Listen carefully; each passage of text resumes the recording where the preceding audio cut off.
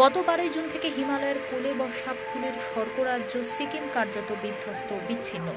দক্ষিণ এবং উত্তর সিকিমের বহু জনপদ শুক্রবার পর্যন্ত বিচ্ছিন্ন দেশের অন্যান্য অঞ্চলের সঙ্গে। এরই মধ্যে জারি রয়েছে ব্যাপক আকারে পাহাড়ের ধসে পড়ার থেকে তিস্তা নদীর করাল রূপে ভেসে যাওয়া জনপদ থেকে জাতীয় সড়কের ক্ষতবিক্ষত অবস্থা। গত কয়েকদিন ধরে চলা এই প্রাকৃতিক দুর্যোগে গৃহহীন মানুষের সংখ্যার তালিকা ক্রমশই যেন লম্বা হচ্ছে তিস্তা নদীর মতোই। এই মুহূর্তে ভগবানই ভরসা আমাদের।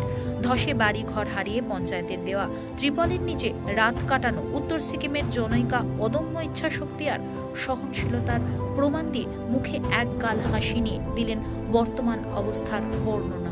बनाइदियो पहिरोले तान्दै त्यही नै असुविधा छ। तिरपाल पञ्चायतले तिरपाल दिएर लगाइराखेको छु। भगवानकै कृपा हो अब बाँच्नु र बस्नु चाहिँ। अनि खानाहरू के कसो छ? खानेकुराहरू यता खाना त अब रिलिफबाट दिनुभएको संस्थाले दिनुभएको अलिअलि त्यही रुपियाँ पैसा चाहिँ खर्च चाहिँ खाँदैछु। रासिनको लागि उताबाट रासिन काठबाटै पाउँदैछु। ए हजुर, टिस्टाले त अब उग्र रूप लिएकै छ। अझै भरोसा छैन। हिँड्नु पर्ने कहाँ हो, बस्नु पर्ने कहाँ हो, जानु